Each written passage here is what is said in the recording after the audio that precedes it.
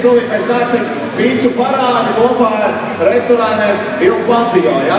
Atceramies par tām biļetēm, nemetam šodien biļetes ārā, tāpēc, ka uzrādot biļeti, jebkurā Il Patio restorānā visu februāru, cik mums februārī vēl tās dienas veselu nedēļu ir atlikusi, pasūtot vienu pīcu, otru jūs saņemsiet pilnīgi bez maksas. Bet katrā ziņā šīs anketas, kuras mums ļoti palīdzēs sagatavoties, sagatavoties un kopā ar jums padarīt šo atmosfēru arēnā vēl labāk, ļoti noder. Tā kā ja gadījumā jūs vēl neesat šodien aizpildījuši Rīgas Dinamo aptaujas anketu, lūdzu to izdariet. Tātad, uzdevums ļoti vienkārši. Jums ir katram rokā 3 pīcu kastes, es gan nezinu, tur pīcas ir iekšā vai nav. Vēl nav, bet pīcas būs. Tātad katram ir 3 metieni.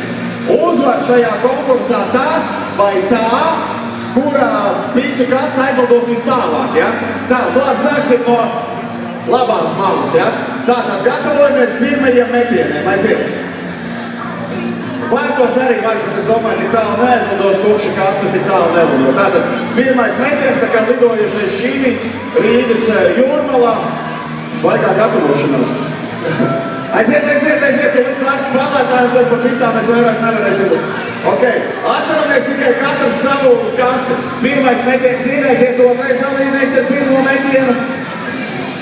Nu labi, viss 3 uzreiz, labi, aiziet 3 metieni, katram 3 metieni, jā, ok.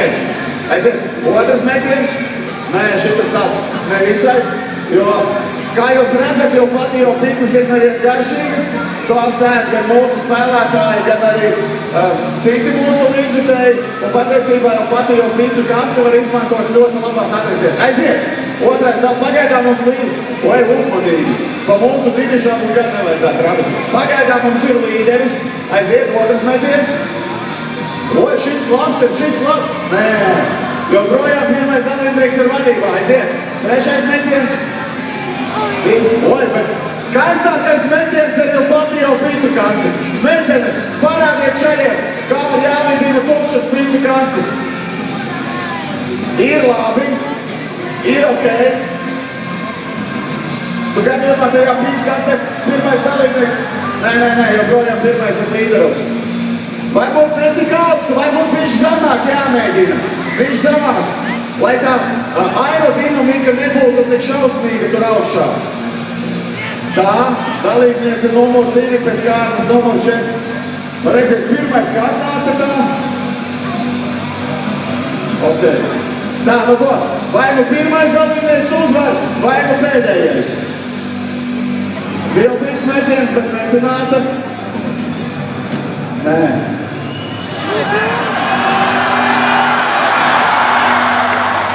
Ir. Un faktiski pēdējiem metienam nav nozīme, jo ar pirmspēdējo metienu dalībnieks ar 5. kārtas numuru izcīna uzvaru šajā konkursā.